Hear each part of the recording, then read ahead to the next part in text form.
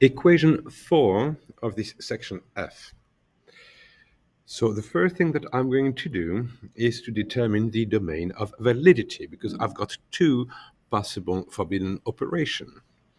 The argument of a log has to be strictly greater than 0,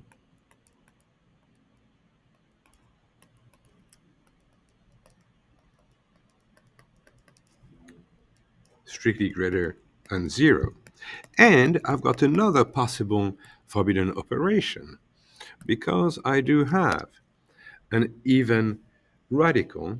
That means the argument here has to be greater than or equal to 0.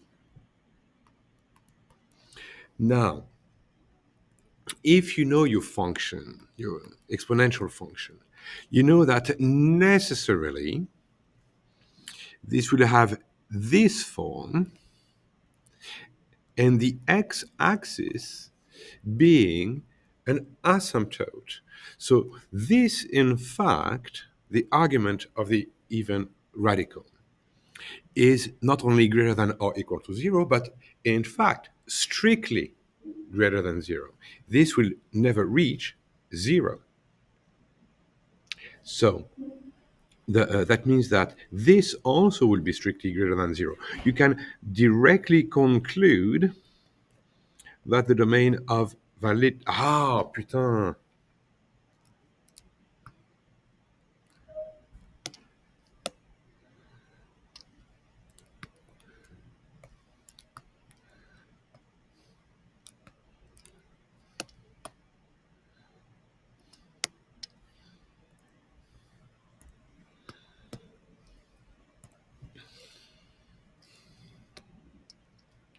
Equation 4 of this section F. The first thing that I'm going to do is I'm going to clearly determine my domain of validity. And to clearly say what you're doing, a nice way to do it is to introduce your process by this expression.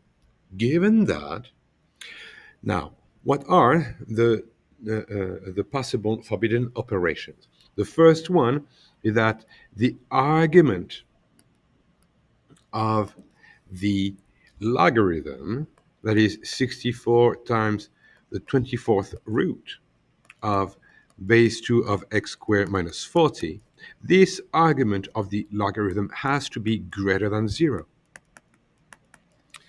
But I've got another possible forbidden operation, is that the argument of the root, because the index of that radical is even, has to be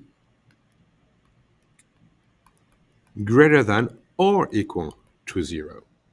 Now, this being said, I don't need to go further, because if you know your parent functions, in that case the exponential, you know that it will look something like this,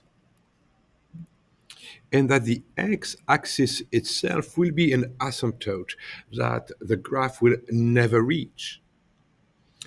So not only is going to be greater than or equal to 0, but is going to be strictly greater than 0. This is always true, whatever x value you plug in. And if this is greater than or equal to 0, if strictly so, then this is also always true. So you can directly conclude that x belongs to the set of real numbers. And then you can start solving your equation.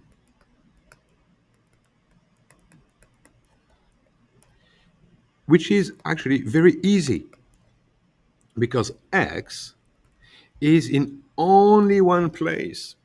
So you just have to cross over one operation after the other. Let me do that. So first I'm going to cross over the logarithm, which is a logarithm base 10. That's one of the common logarithms. So I'll have 10 exponent 0, which is 1. Therefore, the 24th root of base 2 of x squared minus 40 would be equal to 1 over 64. And then I'm going to cross over the radical, which will become, onto the other side, the corresponding exponent. So 1 over 64 exponent 24. Now I am going to cross over that base 2. It's going to become a log 2. And if the base crosses over onto the other side, the exponent will drop down. And I'm going to first transform. So I will have a log 2 here. But I'm going to express 1 over 64 in terms of log 2. And 64 being 2 exponent 6, 1 over 64 will be 2 exponent negative 6 times 24. And here, that's pretty easy. The log 2 and the base 2 will cancel. Negative 6 times 24 is negative 144. Therefore, I'll have x squared equals negative 104, which is impossible in the set of complex real numbers. So x belongs to the empty set. And that's it.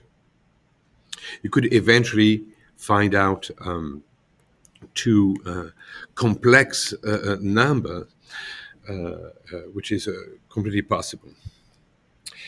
And that's it. You have it. Good luck.